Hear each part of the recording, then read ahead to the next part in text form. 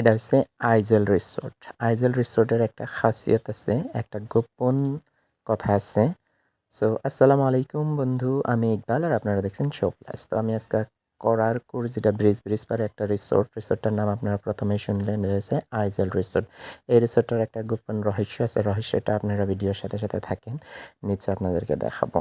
So এই ভিডিওটাতে অনেক সুন্দর সুন্দর ভিউ দেখতে অনেকে পারছেন। আপনারা যদি কেউ ভাবেন যে করারকুর ব্রিজ ঘুরবার নিয়ে আইছেন, তাহলে নিশ্চয় এই রিসোর্টেও আসবেন। রিসোর্টটা হচ্ছে করারকুর ব্রিজের পূব সাইডে, তার মানে পশ্চিম সাইড না, পূব সাইডে। সো এই ভিডিওটাত আমি যে কইছিলাম আর কি, যে এই রিসোর্টের একটা রহস্য আছে। এটা হচ্ছে সরাসরি গেট দিয়ে ঢুকে আপনি যদি লেফট সাইড দিয়ে আসেন, এটা এত সুন্দর একটা ভিউ পয়েন্ট বানাইছে যে এটা একটা ছোট্ট করে একটা হাঁকো বানা দিছে। হাঁকোটা পার হয়ে ডাইরেক্ট আপনি যেটা নদী, এই নদীটা দেখতে পাবেন। আর এই নদীর এই জায়গায় আসার পরে যেটা সুন্দর ভিউ, মানে এই জায়গায় ফটো ওঠার জন্যে বা ভিডিও শট নেওয়ার জন্য খুবই সুন্দর। আপনারা দেখবেন নিতে পারছেন যে কত সুন্দর ভিউ। এখান থেকে করারকুর ব্রিজটা সম্পূর্ণরূপে দেখা যায়।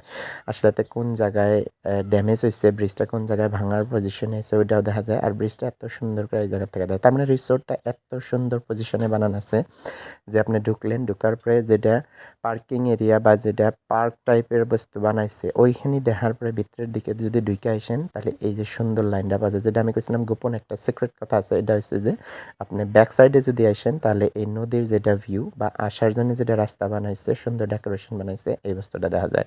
সো এই ভিডিওটা আমি সম্পূর্ণরূপে এই আইজল রিসোর্টের বিষয়ে দেখাইলাম। আপনারা কেউ মিস করবেন না। কেউ যদি এখনও আইসেন নাই এই রিসোর্টে, তাহলে নিশ্চয়ই আপনারা আশা করি এই আইজল রিসোর্টে আসবেন। আসলে আপনি এই জায়গায় আইসা ঘুরে খুব আনন্দ নিবেন।